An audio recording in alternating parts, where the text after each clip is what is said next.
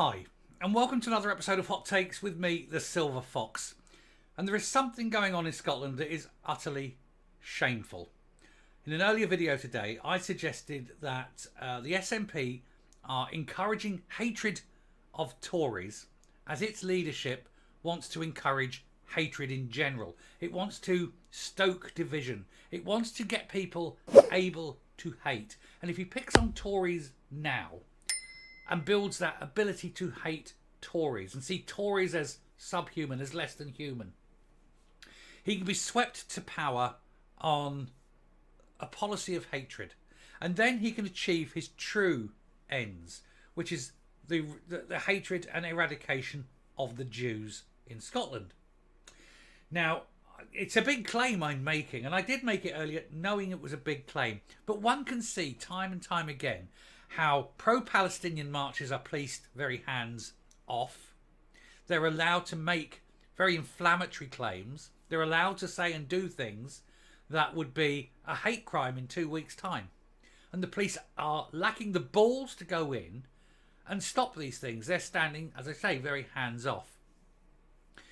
But when a Friends of Israel, Glasgow Friends of Israel march came, they're pro-peace, they want this peace, they want the fighting to stop. And they're abused, they're called murderers, and the police again do nothing against what is an obvious anti-Semitism push.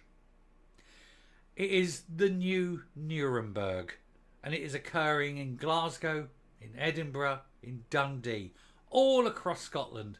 This push to eradicate the Jews from Scotland is occurring, and no one is standing up and saying enough. Certainly not the First Minister, for whatever reason you can think of from him. Let's take a look. Pro-peace group called Murderers at Racism March in Glasgow as they protest against anti-Semitism. When they say a racism march in Glasgow, I can only read that as a pro-racism march in Glasgow because it seems to be the way that these things are going. And certainly the police weren't getting themselves involved too deeply, were they? Oh no, I don't want to arrest a Muslim, for example. I'll be seen as Islamophobic. Meanwhile, it's okay to beat down someone who's obviously Christian or Jewish or something because the boss doesn't mind that. Doesn't mind, white people that he doesn't like getting beaten down. Doesn't mind Christians being beaten down. Doesn't mind Jews being beaten down. But you mustn't touch a Muslim now. Not in Humza's Scotland. Ich bin ein Berliner, eh? Ich bin ein Glaswegian. Glasgow Friends of Israel, who face calls to be banned from the event, claim members were obstructed by stewards at the parade in the city on Saturday. Straight up racism. There you go, police. There's a hate crime. Get some practice in. Deal with it.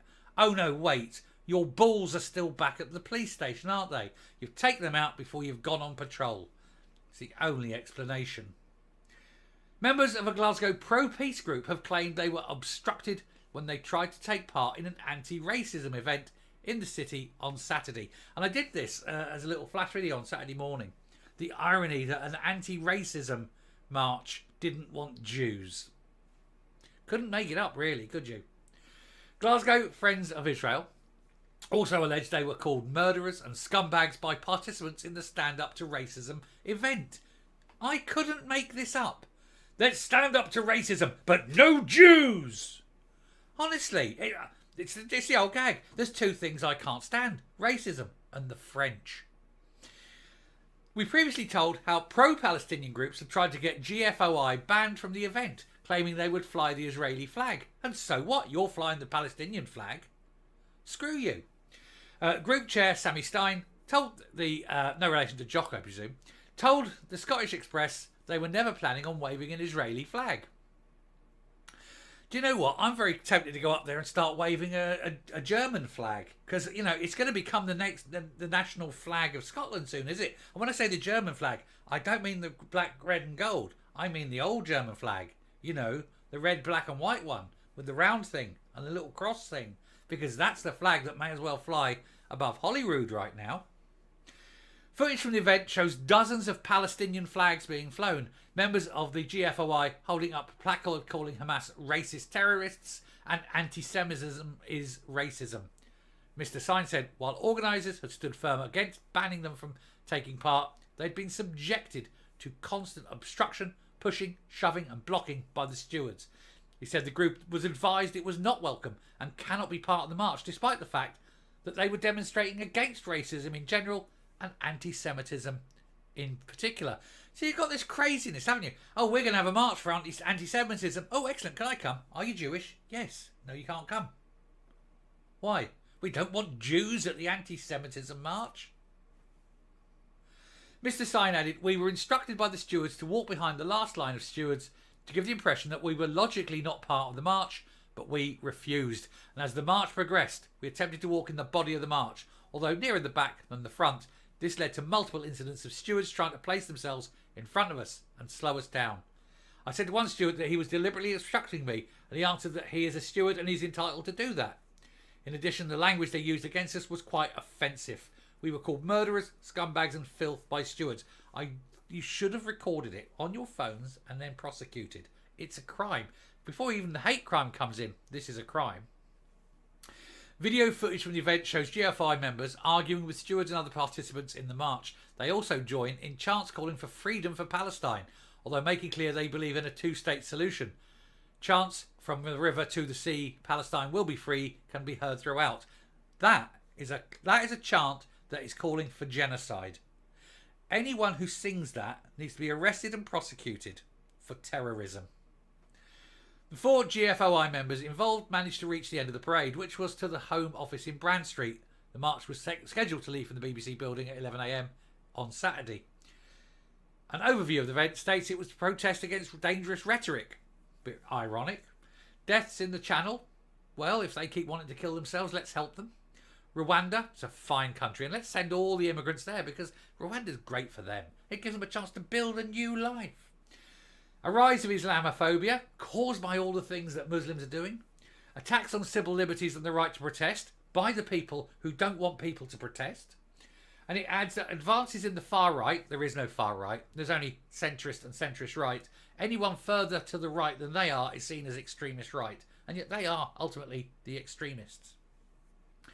They are the Borg. You will be assimilated. Resistance is futile. Just think about that coming up. So there we are. Hate being built up as a virtue in Scotland, overseen by an SNP government led by Humza Yousaf, a man who, for some reason, doesn't want to protect the Jews from anti-Semitism in his country, who is quite happy to extend the ideology of hate. You begin by hating the Tories, you end by hating the Jews. And if you can get and eradicate both from Scotland, Scotland will be a much better place. But obviously, you'll need to repopulate it. But he knows just the people. All those new Scots coming in. Another reason, I suppose, for trying to put the price of alcohol up so high that there'll be no alcohol in Scotland. It will be like a little paradise for new Scots. Seems to be the way of things. And he's never denied it. Thank you very much for watching. Do please hit the subscribe button, ring the bell, leave a like, leave a comment, please share the video. And until next time, stay safe, stay well, and keep watching. Bye.